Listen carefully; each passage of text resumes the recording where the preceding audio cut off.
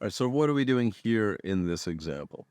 Well, we've gone for a mono signal of a profit. Right. And we could have gone stereo. Often you do go stereo with a profit just to get the sort of the stereo spread and the stereo signal from that. But I think we wanted to see how far we could push the spread from the plugin just for fun. Yeah. So we went mono signal from a profit, still done by a lot of people. I go mono a lot anyway. And I think we got a pretty good tone from this. We're going for a really resonant flanger. That's right. We want to hear the sweep through the keyboard. Yeah. It's, a little nod to maybe a Nick Rhodes 80s Duran Duran. It's a vintage string sound. Yeah. Yeah, it's a vintage synthy string sound. So let's play, we'll play just the mono profit just on its own, and then we'll kick in the flanger, and then we'll explain a little bit of what we did on the flanger to get that sound. So here's the mono profit on its own.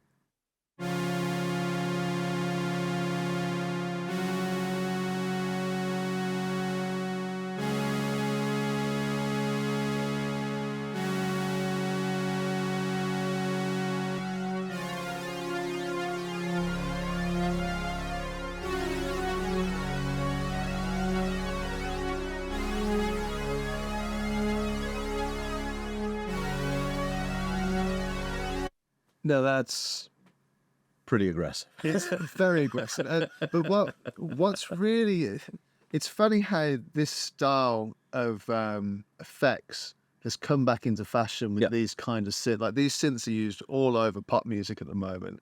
And pop music at the moment also is very sparse in instrumentation in general. There's not a lot going on in the sort of pop music arrangement, and in any arrangement, even the cinematic stuff that we work on, there's not a lot going on. There's not many instruments. So anything you can do to give them movement or a bit more character can really help. And that's where I think this plugin comes in a bit of handy. I would, in a real world situation, I would dial back the actual phase effect of the sort of swoosh in filters all the time, and allow that spread to happen with that kind of just modulating in the background a little bit, giving the strings a bit of movement. Well, let's do that. Because we can. That's exactly what the feedback is, and maybe let's throw a little verb on it. I have this kind of going right here. Let me see what we got running.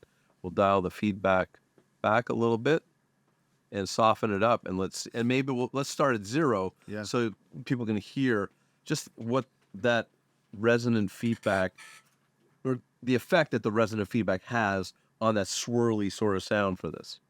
All right, so we'll add a little reverb. We got the Relap Soundsig Rev A. We're just gonna be right on the nose here with a great preset of an 80s reverb. Probably like a long plate. Maybe you could see the high end is cranked, the high decay. So this is gonna shimmer and add some extra sparkle. A lot of brightness. Little 224 on the output render. We can make, let's add a little extra modulation amongst friends here. So little ensemble modulation on the tail. And then let's go back to phases so we can dial in the feedback to taste, and let's hear what that sounds like.